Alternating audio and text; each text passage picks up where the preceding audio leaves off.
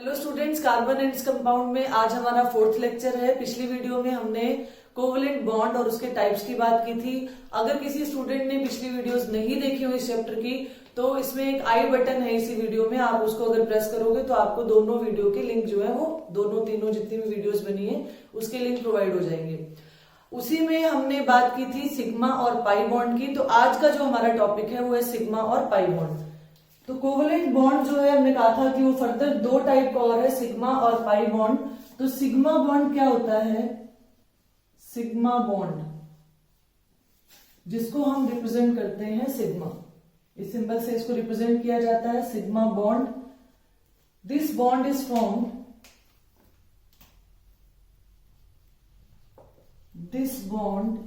Formed by end-to-end overlap of the orbitals.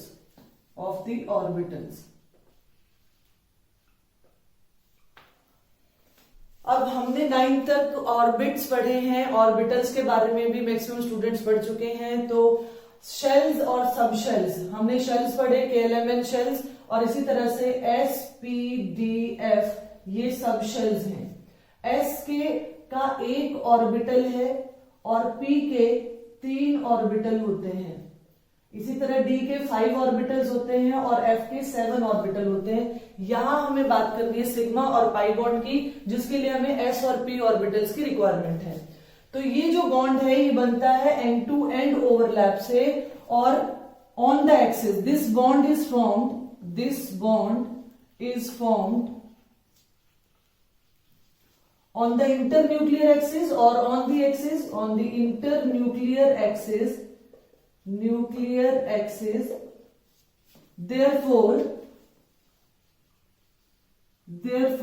maximum overlapping, अभी मैं इसके डायग्राम्स बना के आपको समझाती हूं। Maximum overlapping of the orbitals take place. As a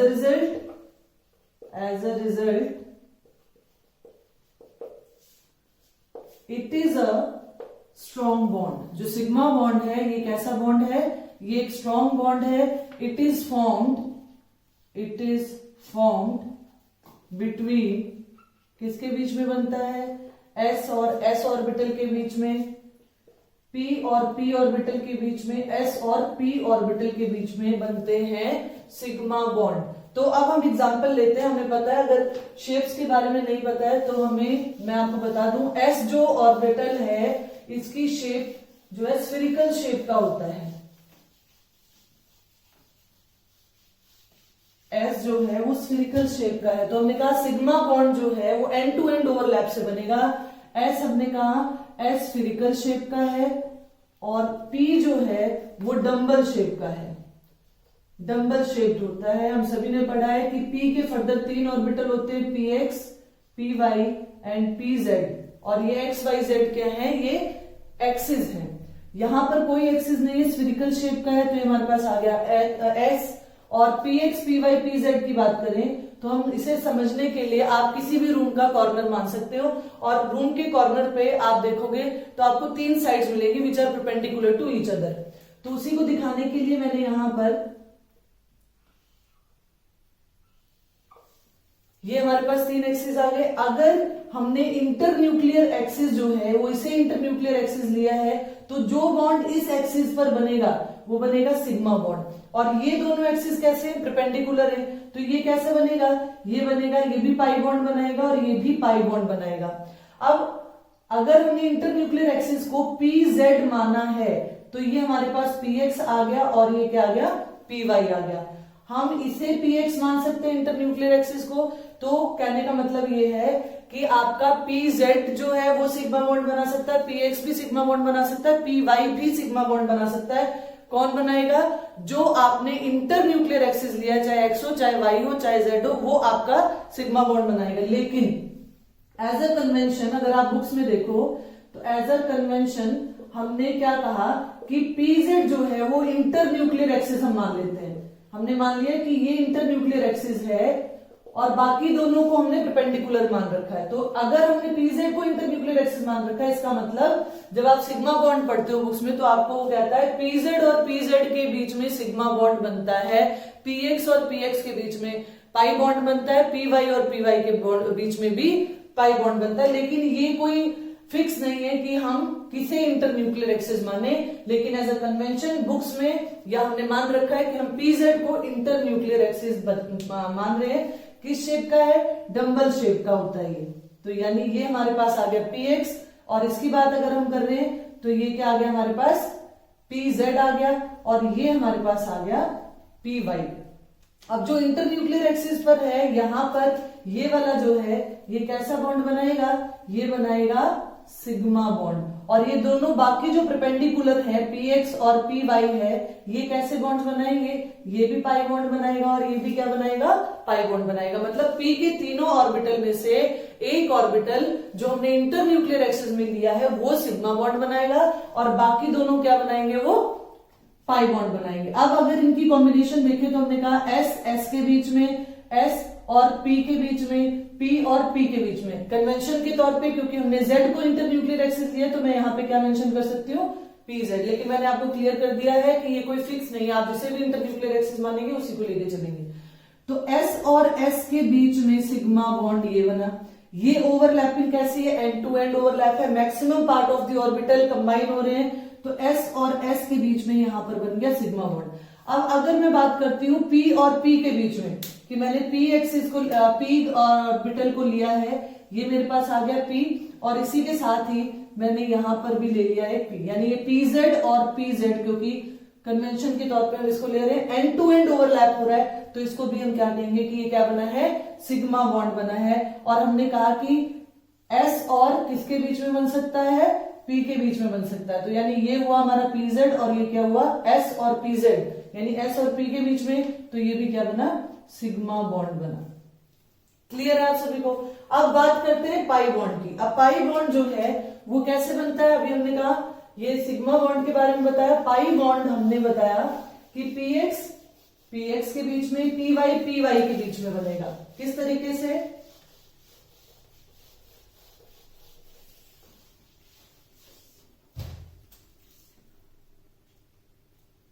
pi bond की बात करें हम, ये सिग्मा बॉन्ड आ गया हमारे पास। नेक्स्ट है पाई बॉन्ड।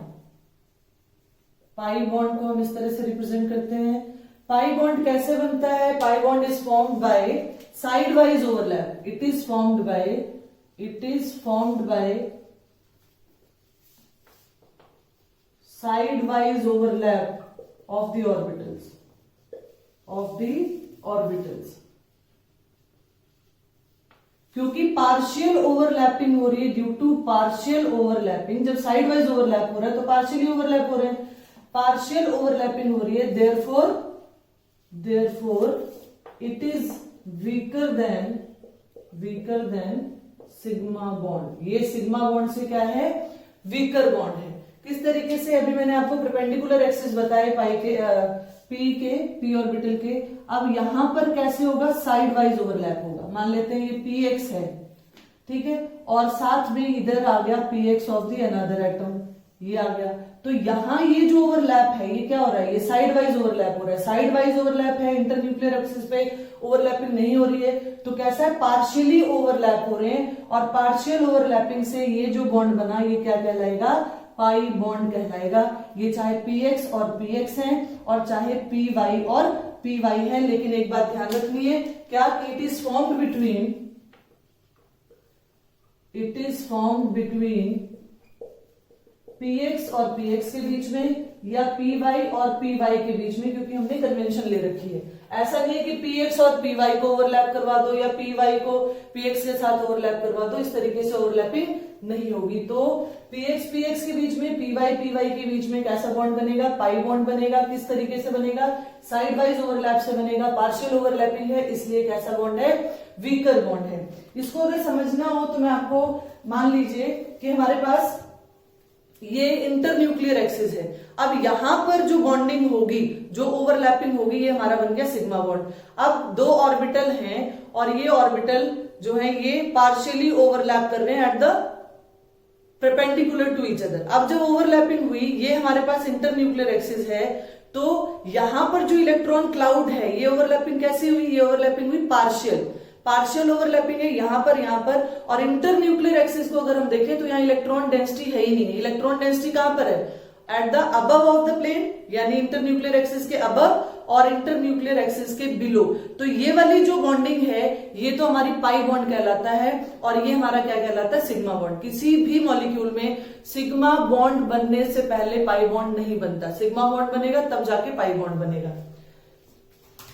अब सिग्मा और पाई बॉन्ड जो है पेपर में कैसे पूछा जाता है? हमसे पूछा जाता है कि इसमें कितने सिग्मा और पाई बॉन्ड है किसी भी मॉलिक्यूल में, तो कैसे कैलकुलेट करते हैं मैं आपको बताती हूँ। सिग्मा और पाई बॉन्ड कैसे कैलकुलेट करने हैं, या फिर एग्जाम में आता है कि how many covalent bonds are present in this molecule. तो अगर हम सिग्मा और पाई बॉन्ड वहां कैलकुलेट कर लेते हैं दोनों, उन दोनों को प्लस कर देंगे तो हमारे पास कोवेलेंट बॉन्ड आ जाएंगे। तो how to calculate sigma and pi bond कैसे कैलकुलेट करेंगे? तो इसके लिए हमें सबसे पहले ये जानना होगा कि अगर हमारे पास सिंगल बॉन्ड है दो के बीच में, डबल बॉन्ड है या ट्रिपल बॉन्ड है, तो सिंगल बॉन्ड में only sigma bond is there, and to end overlap ही होगा। डबल बॉन्ड में मैंने क्या कहा? पाई बॉन्ड तब बनेगा जब सिग्मा बॉन्ड बनेगा, यानी यहाँ एक सिग्मा तो होगा ही होगा और फिर बनेगा पाई बॉन्ड। और ट्रिपल बॉन्ड में सिग्मा और 2 पाई होते हैं। कोई भी हो सकता है, आप इसे पाई ले सकते हैं, इसे सिग्मा ले सकते हैं, इसे यहाँ पर पाई और नीचे सिग्मा, या बीच में कहीं भी सिग्मा ले सकते हैं। यानी कि सिग्मा बॉन्ड तो तीनों तरह के बॉन्ड में, हमने कहा था कि कोवेलेंट बॉन्ड 3 तरीके का, single bond, double bond and triple bond. तो ये हमें पता चल गया। अब मान लो मुझे कहता है कि एक मॉलिक्यूल दे दिया CH3 CH2 डबल बॉन्ड, यहाँ पर सिंगल बॉन्ड CH2, फिर यहाँ पर हमें CH2 देके और फिर CH और यहां लगा दिया डबल बॉन्ड CH2। अब वो कहता है कि इसमें कितने सिग्मा और पाई बॉन्ड हैं, तो हमने क्या कहा? सिंगल बॉन्ड को सिग्मा बॉन्ड मानना है, जहां डबल बॉन्ड है उसे हमने क्या मानना है? एक पाई और एक सिग्मा। अब नॉर्मली स्टूडेंट्स क्या कहते हैं, उन्हें लगता है कि यहाँ ये सिग्मा बॉन्ड आ गया, ये सिग्मा बॉन्ड आ गया, जो बॉन्ड दिख रहे हैं उन्हीं को ही। लेकिन हमें सबसे पहले क्या करना है, अगर हमें ऐसे मॉलिक्यूल दे रखा है तो पहले एक्सपेंड करेंगे। एक्सपेंड कैसे करेंगे? जैसे इस मॉलिक्यूल में यहां पर मेरे पास है 3 हाइड्रोजन अटैच है कार्बन के साथ, तो मैंने 3 हाइड्रोजन अटैच कर दिए। फिर मैंने इस कार्बन के साथ 2 हाइड्रोजन अटैच है, वो भी अटैच कर दिया। हाइड्रोजन हमेशा सिंगल बॉन्ड बनाता है। कार्बन के 4 हाथ होते हैं, यानी कार्बन टेट्रावेलेंट होता है, तो वो 4 बॉन्ड बना सकता है। कैसे? वो 2 डबल बॉन्ड भी बना सकता है और चारों के चारों सिंगल बॉन्ड भी बना सकता है, एक ट्रिपल बॉन्ड और एक सिंगल बॉन्ड भी बना सकता है। तो यहां पर ये हमारे पास आ गया ये कार्बन, फिर हमारे पास ये कार्बन आ गया, ये कार्बन, इसके पास भी क्या है? यहाँ पर हाइड्रोजन सिंगली बॉन्डेड 2 हाइड्रोजन लगे, यहाँ पर भी 2 हाइड्रोजन लगे हैं, यहाँ 1 हाइड्रोजन ये, और डबल बॉन्ड आ गया इस कार्बन के पास, 2 हाइड्रोजन यहाँ पर आ गए। हर कार्बन के 4 हाथ कंप्लीट है, 1 2 3 4, कोई भी आप यहाँ पर काउंट कर लो, इसे भी देखोगे तो कार्बन 1 2 3 4 हाथ बना रहा है, 1 2 3 4 हाथ बना रहा है, यानी कार्बन की यहाँ वैलेंसी जो है वो कंप्लीट है।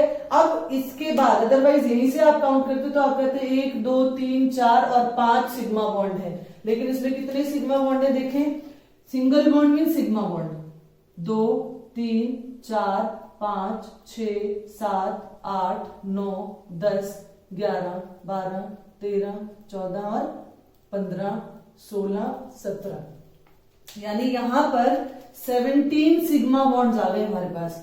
और पाई बॉन्ड तो हमें दिखाई दे रहा है डबल बॉन्ड है, तो यहां पर ये वाला बॉन्ड क्या आ गया? ये आ गया एक पाई बॉन्ड। तो पाई बॉन्ड कितने आ गए हमारे पास? पाई बॉन्ड आ गया यहाँ पर एक पाई बॉन्ड और 17 सिग्मा बॉन्ड आ गए। तो इस तरीके से पहले आप मॉलिक्यूल को एक्सपेंड करोगे, कार्बन के सारे हाथ देखोगे कि वो कंप्लीट है नहीं, फिर जाकर आपके पास ये आंसर आएगा। इसी तरीके से एग्जाम में एक बार आया, बेंजीन में कितने सिग्मा और पाई बॉन्ड होते हैं?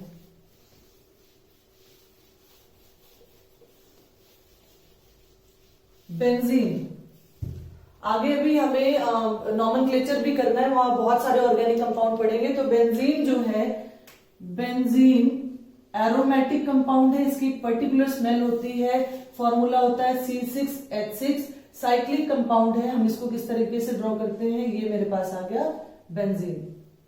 और है क्या, ऑल्टरनेट पोजीशन पर क्या है, ऑल्टरनेट पोजीशन पर डबल बॉन्ड है। यहां अब साइक्लिक कंपाउंड्स में क्या है, जितने कॉर्नर्स हैं, जितने भी ये कॉर्नर हैं वो क्या है, वो कार्बन है। तो यानी ये भी कार्बन हो गया, ये भी कार्बन हो गया, ये भी कार्बन है, ये भी कार्बन है, ये भी कार्बन, 6 कार्बन आ गए।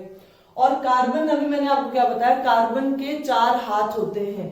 तो अगर कार्बन के यहां पर हम देखें सराउंडिंग में, तो 1 2 3 बॉन्ड बन रहे हैं। इसका मतलब ये क्या है, ये फ्यूज स्ट्रक्चर होता है। अगर इसे एक्सपेंड करें तो इसका मतलब क्या हुआ, यहाँ हाइड्रोजन लगा है क्योंकि हाइड्रोकार्बन है, कार्बन और हाइड्रोजन के बॉन्ड है यहाँ पर। और इस कार्बन के सराउंडिंग में भी 3 है, तो यहाँ भी हाइड्रोजन है। यहाँ भी आप काउंट करोगे तो एक हाइड्रोजन आएगा, यहाँ पर भी हाइड्रोजन है, यहाँ पर भी हाइड्रोजन है। तो यहाँ कितने सिग्मा और कितने पाई बॉन्ड आ गए। अब हम ध्यान दें तो ये हमारा सिंगल बॉन्ड है, तो सिग्मा बॉन्ड है, सिंगल बॉन्ड सिग्मा बॉन्ड, जहां जहां आपको सिंगल बॉन्ड दिखाई दे रहा है सिग्मा बॉन्ड आ गया। अब यहाँ पर क्या है, डबल बॉन्ड है, ये बॉन्ड और ये भी बॉन्ड है, तो इसका मतलब एक तो सिग्मा, ये भी आया। ये सिंगल बॉन्ड है तो ये तो सिग्मा है ही है, इसमें एक सिग्मा आएगा ही। तो कितने हो गए हमारे पास। अब जहां डबल बॉन्ड है वहां हमारे पास पाई बॉन्ड भी आएगा। तो पाई बॉन्ड की अगर हम बात करते हैं तो पाई बॉन्ड कौन से आगे, ये एक सिग्मा एक पाई, एक सिग्मा हम कर चुके हैं तो एक पाई, एक सिग्मा और एक पाई। तो यहां काउंट करें तो एक सिग्मा कितने हुए, 1 2 3 4 5 6 7 8 9 10 11 और 12। तो यहां हमारे पास सिग्मा बॉन्ड कितने आए, 12, और पाई बॉन्ड कितने आए, 1 2 और 3 क्या आ गए। तो यानी एक बेंजीन मॉलिक्यूल में ये क्या है हमारे पास, ये बेंजीन है। तो मैंने अभी आपको एक स्ट्रेट चेन कंपाउंड में किस तरीके से सिग्मा और पाई बॉन्ड सिखाते हैं, कैलकुलेट करते हैं, वो सिखा दिया। और एक मैंने साइक्लिक का एग्जांपल लिया यहाँ पे सिग्मा और पाई बॉन्ड कितने आ गए, 12 सिग्मा और 3 पाई। यानी सबसे पहले हमें मॉलिक्यूल को एक्सपेंड करना है और फिर जाके सिग्मा और पाई बॉन्ड कैलकुलेट करने हैं। अब अगर इसमें पूछा जाता है कि कितने कोवलेंट बॉन्ड है, how many covalent bond are there, covalent bond कितने हैं, तो कोवलेंट बॉन्ड कितने आ गए भाई, 15 कोवलेंट बॉन्ड आ गए। क्योंकि सिग्मा को भी कोवलेंट बॉन्ड बोलते हैं और पाई को भी कोवलेंट बॉन्ड बोला जाता है। तो कोवलेंट बॉन्ड यहाँ पर हमारे पास टोटल आ गए। आप सिग्मा और पाई को निकालोगे और उसको फिर टोटल कर दोगे। इसी तरीके से बोर्ड एग्जाम में बिल्कुल सिंपल सा क्वेश्चन आया, इथेन जिसका फॉर्मूला CH3CH3 है, इसमें कितने कोवलेंट बॉन्ड हैं। तो अब कोवलेंट बॉन्ड निकालने के लिए पहले मैं इसको क्या करूं, एक्सपेंड कर लूं। एक्सपेंड क्या किया कि कार्बन और कार्बन ये आ गया और इसके पास 3 हाइड्रोजन है, तो मैंने 3 हाइड्रोजन इस तरीके से यहाँ पर इसके पास भी और इसके पास भी लगा दिए। अब यहाँ पर अगर मैं कैलकुलेट करूं तो जितने सिग्मा बॉन्ड सिंगल बॉन्ड है वो सारे सिग्मा बॉन्ड है, ये आ गए सिग्मा बॉन्ड। तो और कोई पाई बॉन्ड है नहीं क्योंकि डबल बॉन्ड था नहीं इसमें, ना डबल बॉन्ड है ना ट्रिपल बॉन्ड है। तो यहां पर क्या आ गया, 1 2 3 4 5 6 7 सिग्मा बॉन्ड है और पाई बॉन्ड कितने हैं, 0 पाई बॉन्ड है। यानी मेरे पास कोवलेंट बॉन्ड कितने आ गए, 7 कोवलेंट बॉन्ड आ गए यहाँ पर। सिंपल, अगर सिग्मा पाई पूछे जाते हैं तो आप सिग्मा पाई बता सकते हो, सिग्मा पाई को प्लस कर दें तो हमारे पास क्या आ जाता है, कोवलेंट बॉन्ड आ जाता है। अब हमने सिग्मा और पाई बॉन्ड को यहाँ पर कैलकुलेट कैसे करते हैं, क्या होते हैं, इनमें बेसिक डिफरेंस क्या है। डिफरेंस करते करते हमें बहुत सारे टॉपिक्स क्लियर होंगे। बेसिक डिफरेंस क्या है यहाँ पर वो बात करते हैं। तो टॉपिक है हमारा difference between sigma and pi bond.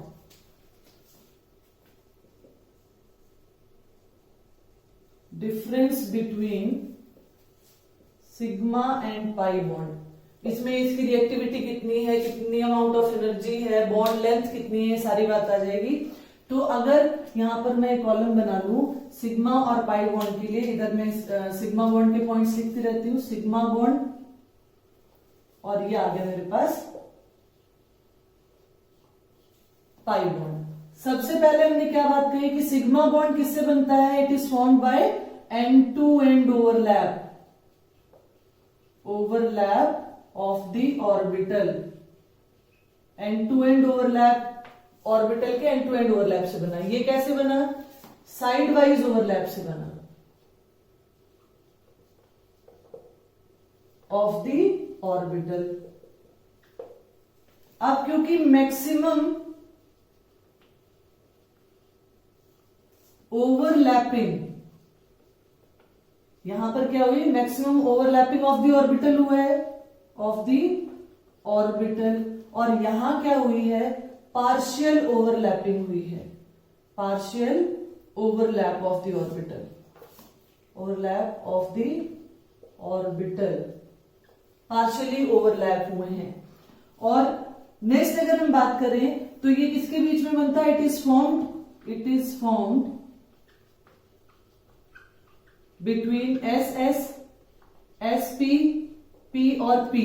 और हमने कन्वेंशन के तौर पे जो मान लिया उसको हमने क्या कहा कि ये क्या है, पीजेड इंटर न्यूक्लियर एक्सिस जो भी है वो माना जाएगा। मान लो आपको एग्जाम में ये दिया जाता है कि p x, p y, p z ये 3 ऑर्बिटल है पी के, और आप ये बताओ कि इसमें सिग्मा बॉन्ड कौन बनाएगा, और वो कहता है कि इंटर न्यूक्लियर एक्सिस मैंने पी वाई को लिया है, तो यानी वहां पी वाई और पी वाई के ओवरलैप से आपका सिग्मा बॉन्ड बनेगा, तब आप कन्वेंशन नहीं लेके चलोगे। अगर वो मेंशन कर देता है तो यानी जो भी इंटर न्यूक्लियर एक्सिस है वो बनाएगा सिग्मा बॉन्ड। अब यहां पर इट इज फॉर्म्ड बाय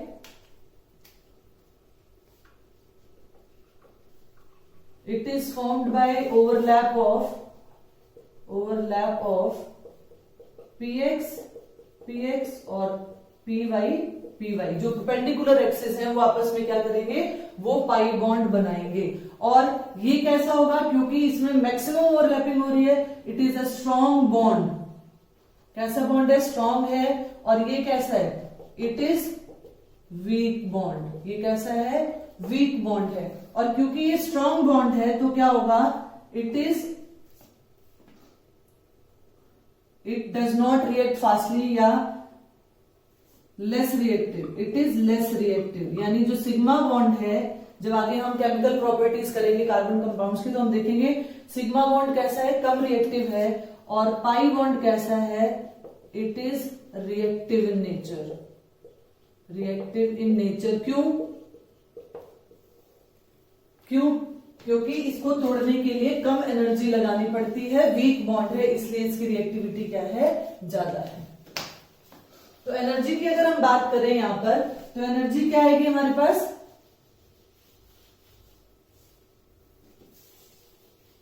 अगर कार्बन कार्बन की ही बात करते हैं तो कार्बन कार्बन, ये 5th-6th पॉइंट है कि कार्बन कार्बन जो सिग्मा बॉन्ड की, सिंगल बॉन्ड की जो एनर्जी है, energy is about 80 kilo calorie. इतनी अमाउंट ऑफ एनर्जी जो है वो इस बॉन्ड को तोड़ने के लिए लगानी पड़ती है।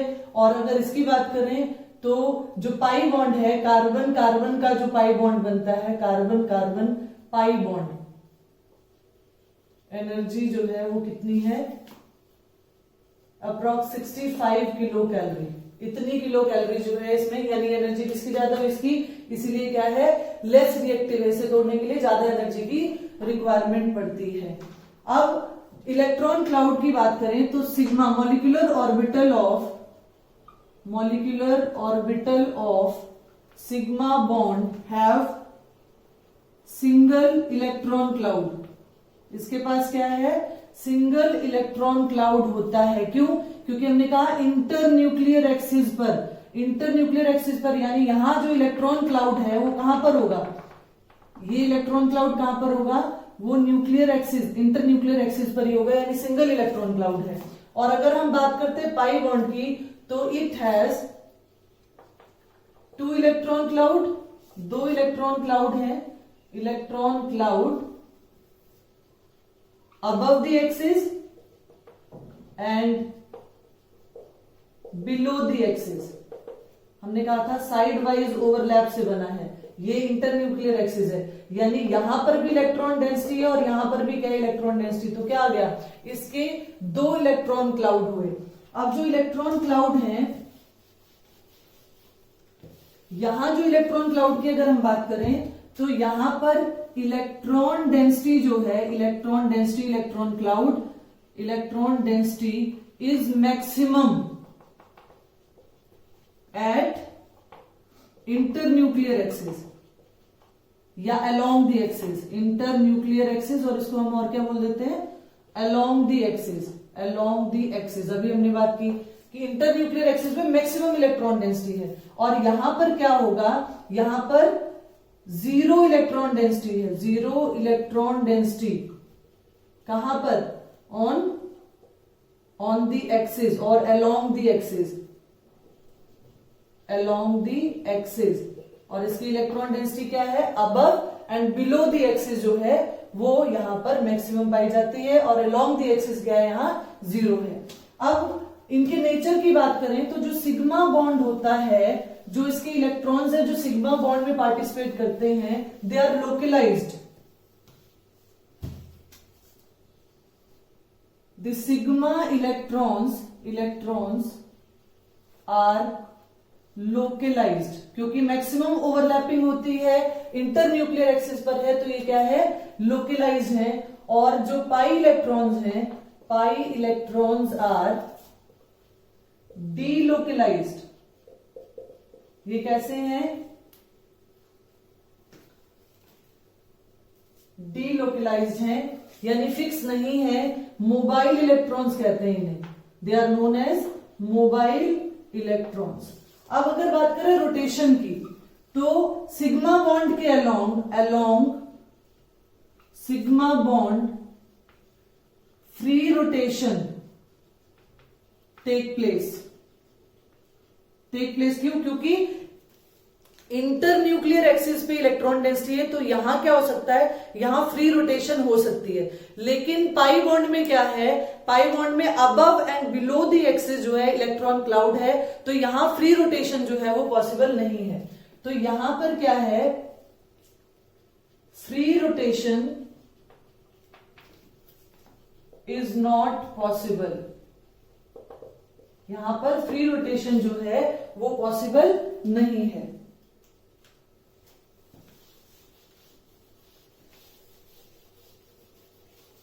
जो स्मॉल साइज जो एटम होते हैं, ये बात ध्यान रखनी है कि जो स्मॉल साइज एटम होते हैं, small size atom form pi bond. ऐसा नहीं कि सारे के सारे एटम पाई बॉन्ड बना देंगे, कौन बनाएंगे, जो स्मॉल साइज के हैं। क्यों, क्योंकि उनके जो पी ऑर्बिटल है वो क्लोज है और मतलब न्यूक्लियस के पास है। यहां पर क्या है, अगर लार्ज साइज के एटम की बात करें हम, तो उनके जो पी ऑर्बिटल हैं वो दूर दूर हो जाएंगे, तो जो ओवरलैपिंग है वो सही से नहीं हो पाती। और सिग्मा बॉन्ड हमने कहा कि ये क्या है, ये सिग्मा बॉन्ड हमारा ये कम रिएक्टिव है, इसे तोड़ने के लिए ज्यादा एनर्जी की रिक्वायरमेंट पड़ती है। बॉन्ड लेंथ की बात करें अगर हम, तो कार्बन कार्बन सिंगल बॉन्ड की यानी जो सिग्मा बॉन्ड है इसकी बॉन्ड लेंथ 154 आर्मस्ट्रॉन्ग के अप्रॉक्स होती है। आर्मस्ट्रॉन्ग मतलब 10⁻⁻10 metre.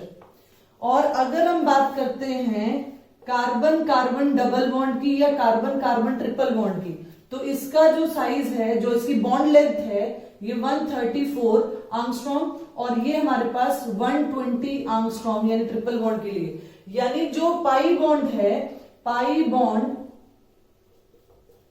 Causes shortening of bond length. Pi bond क्या करता है, पाई बॉन्ड शॉर्ट कर देता है बॉन्ड लेंथ को। यहां पर एक पाई बॉन्ड था तो 134 आर्मस्ट्रॉन्ग आ गया, और यहां दो पाई बॉन्ड है तो यहां पर कितना आ गया, 120 आर्मस्ट्रॉन्ग। बात करते हैं नेक्स्ट डिफरेंस की, तो नेक्स्ट डिफरेंस में हम लेते हैं शेप ऑफ द मॉलिक्यूल। अगर हमें शेप ऑफ द मॉलिक्यूल, जो कि हम आगे वीडियोस में करेंगे जब हाइब्रिडाइजेशन वगैरह करेंगे, shape of the molecule is determined by sigma bond. Sigma bond जो है वो शेप ऑफ द मॉलिक्यूल को डिटरमाइन करता है कि उसकी शेप जो है लीनियर है, ट्रायंगल है, किस तरीके से है। और पाई बॉन्ड जो है, pi bond does not determine the shape of the molecule. इसका शेप ऑफ द मॉलिक्यूल से कोई लेना देना नहीं होता, ऑफ द मॉलिक्यूल।